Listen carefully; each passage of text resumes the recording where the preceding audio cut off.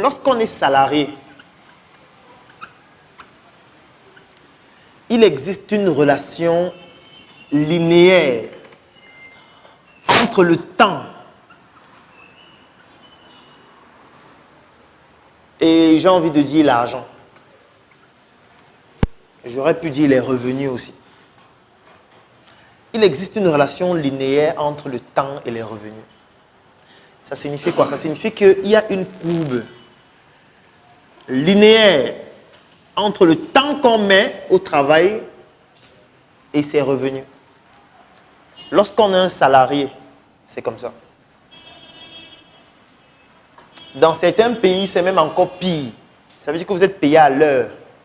Donc, dans certains pays, quand vous arrivez au travail, on vous donne votre feuille de route. Vous travaillez, on compte le nombre d'heures. Vous avez fait 1 heure, on note, vous avez fait 1 heure, 2 heures, 3 heures.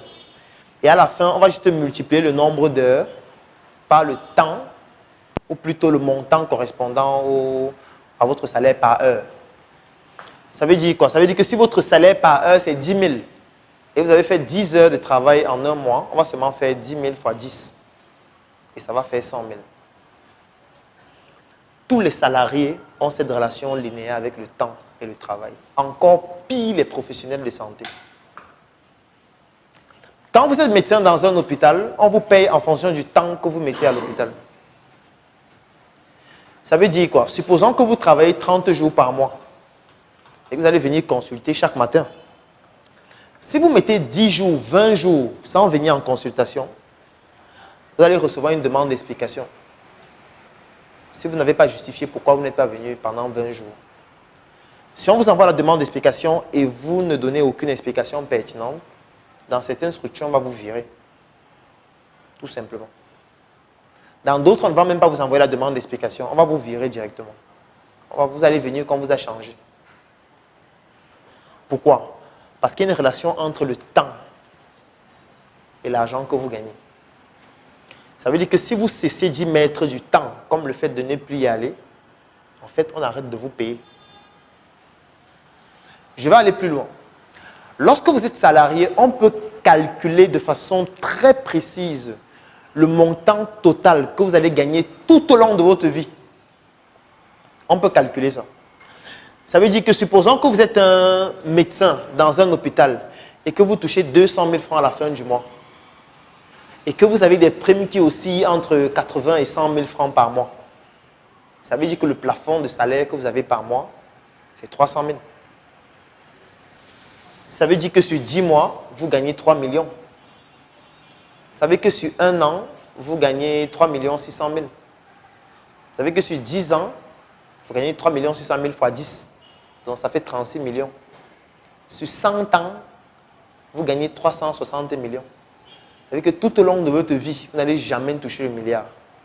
On peut calculer ça de façon objective, mathématique, rationnelle. Et savoir le montant total que vous allez toucher tout au long de votre vie. Et là, j'ai calculé sans prendre en compte vos charges. Donc, j'ai juste pris le montant total que vous touchez et j'ai multiplié par 100 ans. Ça va donner 360 millions. Si vous touchez 300 000 par mois. Et que si vous touchez moins de 300 000, ça diminue encore. Maintenant, si on enlève le loyer, si on enlève le transport, si on enlève la nutrition, si on enlève ce que vous utilisez pour vous vêtir, si on enlève les crédits de téléphone et tout ça, il ne manque pas grand-chose que vous pouvez épargner. Ce qui fait donc en sorte que vous ne pouvez pas devenir riche. C'est impossible. En fait, un salarié ne peut pas devenir riche. C'était juste pour vous faire cette petite démonstration en quelques minutes. Il est impossible pour un salarié de devenir riche. Même si on met le montant par mois 500 000, sur 100 ans, ça va donner 500 millions. Si on met le montant par mois, 1 million par mois, sur 100 ans, ça va donner 1 milliard. Si on met le montant par mois, en fait, c'est impossible de devenir riche. Quand vous êtes salarié. Bon, maintenant, la question que je vais vous poser, qui veut devenir riche? Parce que je peux aussi comprendre que vous n'avez pas envie de devenir riche. Ce n'est pas tout le monde qui veut devenir riche. Il y a des gens qui veulent juste avoir le nécessaire pour vivre. Il y a des gens qui veulent juste pouvoir subvenir à leurs besoins. C'est légitime aussi, ce n'est pas un problème. Mais je voudrais déjà que vous puissiez comprendre qu'en tant que professionnel de santé salarié, vous n'allez jamais devenir riche. Il faut retenir ça. Et savoir que c'est le sacerdoce que vous allez faire au quotidien. J'espère que vous savez que c'est le sacerdoce. Parce que si quelqu'un s'est lancé dans la santé pour devenir riche, il faut qu'il stoppe maintenant. Il change de métier. Puisque vous ne pouvez pas devenir riche. Et si un professionnel de la santé, compte tenu de ses contraintes, réussit à devenir riche en étant salarié, c'est que c'est un brigand. Il n'y a pas une autre explication.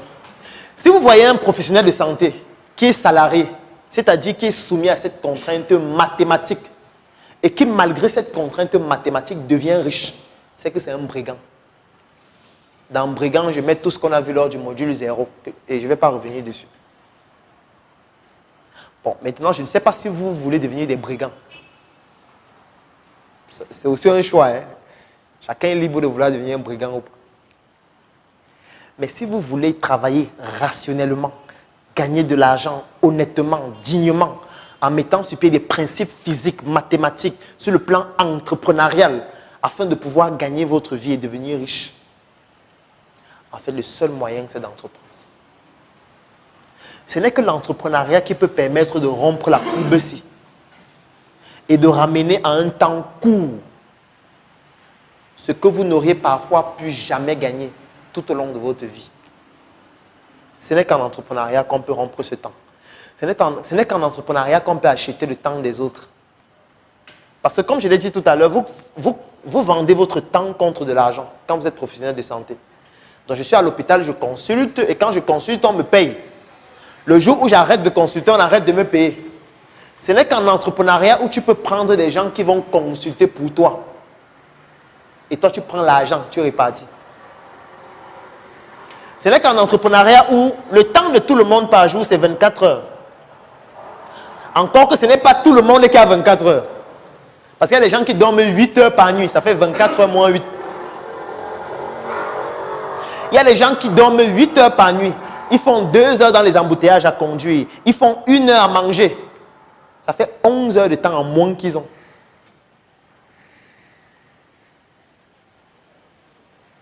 Il y a d'autres qui ajoutent encore 2 heures pour voir la télé. 13 heures de temps en moins qu'ils ont.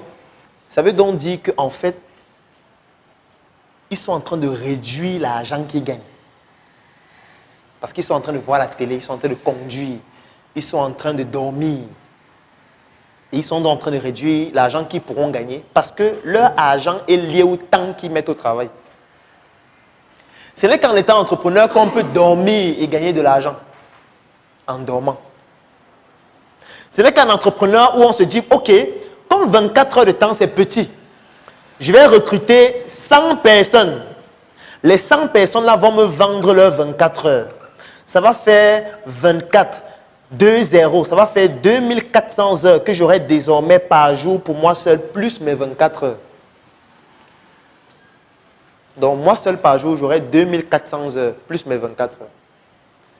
Et ces 2400 heures-là, ce sont les gens qui vont travailler pour moi. Et l'argent qu'ils vont générer en travaillant pour moi, là, c'est moi qui vais prendre l'argent là et je vais leur donner ce qui correspond à leur salaire et je vais prendre le reste.